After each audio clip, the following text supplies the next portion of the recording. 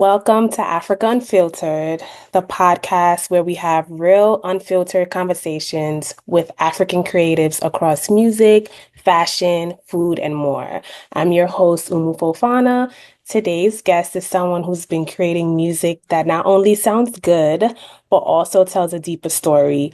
He just dropped a new single, Waka Go, and has an upcoming EP, See Us Rise, on the way. He's worked with some of the biggest names in music, and today we're getting into his journey, process, and what keeps him going. James BK, let's get into it. How are you?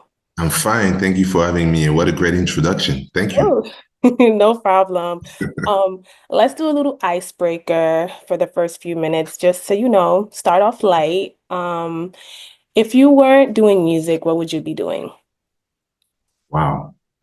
I would, I would play basketball. Unfortunately, I wasn't skilled enough, so Ah, no, I played a little bit when I was young, mhm. and yeah, that was my dream. Actually, that was my first dream. I see that you have a son. I see that your son plays basketball. Yes, Yeah. So I'm yes, guessing God gave him that gift. I guess so. I mean, you kind of way better than me at this age, so we'll see. We'll see. What's one album you'll take with you to a deserted island? Wow. Um, Probably Blueprint by Jay-Z. Hmm. The Score by the Fugees. Okay. That's a good Yes, one. So this is called First Thought. I'll say one word and you'll say the first thing that comes to mind, okay? got you. Africa, Heritage. legacy, Everything. stage, Uh, Love, studio. work. Perfect. Okay. Let's get into your journey. Your music. You started pretty young. How old were you when you knew this was it? I would say around like in my 20s. In my 20s. Like I was making music for fun before that. And I had a chance to have people around me, a friend of mine who saw something in me and who encourages me to pursue my skills basically and encourages me to take it seriously. And I had a great opportunity to be around like local artists, in school, and I started making beats for them, and that's how I got my foot into the game, pretty much. And but what made you want to pursue music seriously? Was there a moment that pushed you? I'd say that, I wanted to pursue basketball, like I told you. I was playing a little bit in school, actually. I played junior college, and I knew that it wasn't for me because I was kind of shy. I was truly impressed when I was playing. I had skills, but everybody kind of impressed me. And when I started making music, I was in my zone right away. I could express myself through what I was doing. I didn't have to expose myself directly. And my best language was through my production. And Mhm. that's when I knew that it was for me. Okay. You were born in Paris, grew up in the US, and you have roots in Cameroon. How do all these places show up in your sound? I try to be as honest as possible through my music. And uh, when I first started, obviously, you chasing that number one on the billboard. So you chasing the music industry and you want to work with them. So you need to shift your sound in order to be as casual as possible, to copy the next hit or such and such. But when I started to grow as a producer and become more mature, I wanted to leave something behind. I wanted to have my own signature sound and be able to express myself truly and my music being like a reflection of who I was as a human. Okay. And as a human, I'm from France. I grew up in the US, but my roots is from Cameroon, Africa. So to me, it came naturally. It was obviously a process, but it came naturally. Okay. What part of the US where are you staying in? Virginia, I spent around 8 years in Virginia and 2 years in Atlanta. Hmm. Okay. Okay. So let's talk about your new single, Waka Go. I love it, by the way. Thank you. Listened to it the other day and it's been stuck in my head. Wow, thank So you. it's about loyalty, temptation, commitment. What inspired you to write that, and how did the concept for the video come together? So basically, when I released my first album, which is called Wolf of Africa, 2 years ago now, uh, I had a wonderful cast around me. Mm. But obviously, people knew me for my production, but more for the people that was around me, more for the features with will.i.am, with Carlos Santana, with Idris, with Little Sims. And I didn't get to really get out of my comfort zone for the world to see who I was as a human. It was a process. I started behind the scene, and little by little, I took confidence in myself to actually be an artist myself. And with the records like Waka Go, it's me opening up and tell my own story and trying to expose who I am as a human. Me not being perfect, me being tempted, but trying to grow in front of the world and trying to grow myself. And that's basically what I was trying to infuse through Waka Go. Like we humans, we get tempted every day, social media, the world as we know today, but it's also cool to build things from the ground up with someone that is loyal to you. It's also cool to, you know, uh, be with someone that knows you for who you are and not for what you do and who you are as far as how the world see you. And I wanted to flip the script a little bit and trying to, yeah, offer that different approach, that different perspective. Mhm. What is your creative process like? Do you go in with a plan or you just let things flow? Wow, that's a great question. It depends. I think there is no recipe. It depends on like sometimes I have like a concept in mind. If I don't have my machines, like my keys around me, I'm like, okay, let me write notes. Let me try to be uh, as deep as possible. And then, when I get to the chance to be in front of my piano, I try to work something that goes with the concept that I have in mind. And sometimes you just have like keys and the concept comes right away. Like for example, the next song that I'm about to release was that process. I was even not doing the music for myself.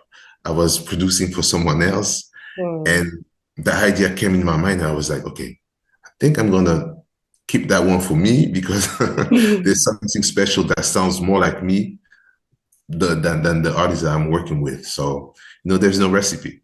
Hmm. I was gonna ask you, being that you're also a producer, how does producing influence your work as an artist? It influenced so much because I try to see I would say the big picture, like the production as well as the vocals. Hmm. But uh, thank God I'm now, how can I say that? Like I collaborate more as a producer, Hmm. which is something that I didn't do back then. Like, because you need that external view when you compose, when you write, when you perform, to have a more critical way of seeing your music too. And I've been fortunate to work with Rock Bailey, who's a wonderful producer and engineer, and Joey Touch throughout the whole process of my new record. And they were able to actually see and kind of give me like the angle that I was right for me to grow as an artist as well. So I would say I'm way more of an artist on that project than I was previously. Hmm. Okay. Um, CS Rise, that's your upcoming EP. What does this project represent for you? What do you want people to feel or take away from it? To me, that project is everything, obviously. Um, I try to grow through that project. I try to be as honest as I can be with myself. Hmm. And I try to engage the conversation with the audience. I try to find my audience too. As an artist, I want them to see me as an artist, to get to know my story and not just the production that are like around me, you know. And serious rights to me is like we all humans. We all have like struggles, and we're not perfect. So let's try to grow together. So let's talk, basically. Hmm. Let's talk. Let's try to be honest with each other. Let's try to point at like the weak link, but not just to hurt ourselves, to grow, you know. And yeah, that's pretty much what I was trying to achieve on Waka Go, on my way, which was the first record that I released, and on the entire project. Yeah. Hmm.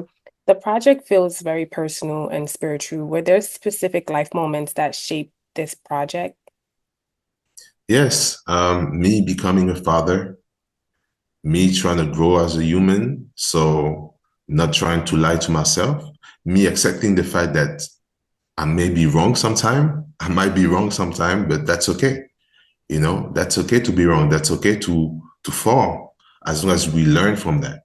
You know. So I would say the ultimate beginning was me having a son, because you truly grow. You get to know who you really are. Yeah. Like, for example, I thought that I was calm and patient. Turns out I'm not really that patient. But yeah, I it's all love, about go ahead. yeah, it's all about that. I love how you're able to go deep with your life issues in your music, but also still, I can still feel the and hear the authentic African sounds. Not a lot of African music do that anymore, where, there's kind of like more Western, Afrobeats has become more Western. So I love that you keep that, authentic African Wow. sound. Like, when you listen to it, it's like, yeah, like you still get some move and groove, but you're speaking about real life issues, but you still can, this is something that you could dance, like do it, like listen to it on the dance floor. So Thank you. I I love that appreciate that. about your music. Thank Um, you. You've worked with some legends, Q-Tip, Idris, will.i.am. What's been the most meaningful collab for you so far? I would say Idris, Hmm. because Idris became a mentor to me. Hmm. It's way more than music. I know that is someone who's going to be in my life forever. Uh, I learned a lot just by hanging out with him, seeing him work, interact with people, going through some stuff as human. I realized that, okay, uh, he's human just like me. So if he does it, I can do it. I can do it too. So to me, it's way more than music with him. And beside Idris, I would say will.i.am had a great opportunity, great chance to work with him and his production team. I learned a lot about production as a whole. Little Sims, witnessing Little Sims write and perform the record, record that record in such a honest and direct way was amazing. That was probably one of the best recording sessions that I had in my life. So gifted, so talented, Right. Are you independent or signed? independent. Okay. Do you like the freedom that comes with being independent? I do, especially these days. My first EP came out through a major label, and I embrace that experience, but I know that now it's truly not for me, whether it's through what I'm trying to say in my music as far as message or even musically. I try to be as free as possible. Obviously, there's a balance to find between being able for the people to understand my music and me being as crazy, as creative as possible. But my goal is way more than commercial success. I trying to leave something behind me. And just like you said, like that spoke to my soul, because me trying to approach music differently than just emulating Afro beats. Mhm. is means the world to me, because there's so much more to explore. So Mhm. many rhythms, so many guitar riffs that people didn't don't get to hear because of us as a whole, like as an industry, just going at the sound that works. Yeah. I think there is a purpose in my music that is way more important than just commercial. So this is where I'm going at. Okay. So, if you were creating your own festival, who are your five headliners? Wow. I would say Little Sims. Yeah, Little Sims. Um, Tyler the Creator. Oh, I love him. Um, Gracie Hopkins, who's a wonderful artist coming from France. Uh, I'm not gonna say like all the artists on my label or all the people around me, but uh, who else? Yes, S the Legend, who's an artist that I met in Ghana lately, who's a wonderful performer. MS Few, who's also from Ghana. Arad the J. I had a chance to do a songwriting camp. I'm sorry, not too long ago, and I met wonderful artists, and that speaks to me so much. Like those type of artists deserve to be known and heard by most of the world. So if I had a festival, I would definitely put them in front. Okay. Um, would you rather only perform in stadiums or intimate venues? Wow. I'd say intimate venues, even though it's harder because you stripped of like all the artificial things around you, and you get to talk with your audience too, and they get to feel your music more. I had a chance to see Burna Boy not too long ago. I think that was like a year ago, if I'm not mistaken, in a small venue in France, and you could feel his musician, you could feel his music, and that experience was unbelievable. So, yeah, I would say small venue. Okay. What kind of impact do you want to leave behind in this industry? I want to be one of those producers and artists that people know for their signature sound. You know, I want to be the type of artist that have like great message, uplifting message for the world to hear. I grew up with message like "Beautiful Struggle" by Talib Kweli. That when I was down, hearing those type of words, having those type of choirs and melodies uplifted me. It made me confident about myself, and that's what I'm trying to aim at musically now that I'm an artist myself. What's next for you after CS Rise drops? Great question. Um, wow. Probably producing for other artists. Like I told you, I met wonderful talent lately. I really want to be involved in what they're doing in the future. Um, yeah, provide production for others. When my sound is known, be like the Pharrell Williams of this world. Be like the Timberland. They always bring something special and different into their music. You know right away that's them. That's what I want to do too. So obviously, I want to keep going as an artist because there's so much room for growing. I'm still new to this, even though I've been a producer for so many years, but I still grow as an artist. But I really want to produce more for other artists as well. Okay. And did we get a release date for the EP? No. Not yet, but Okay. it's coming soon. It's coming Okay. pretty soon. Okay. So any final words for the people who's been writing with you from day one? Wow, I want to thank them to believe in me as an artist, to see me grow. Uh, I want to encourage them to keep watching my progression and understand that I'm here to stay, that I'm a artist as much as as I am a producer, you know. Yeah. All right, so you guys hear that. Thank you so much for joining me on Africa Unfiltered, James. It's been amazing hearing about your journey, the stories behind your music, and what's coming next. Everyone listening, make sure you check out Waka Go and keep an eye out for his EP. You can follow him on all social media platforms at James BKS, right? Yes, Yes. you said it right. All right. Thank Perfect. you so much for having me.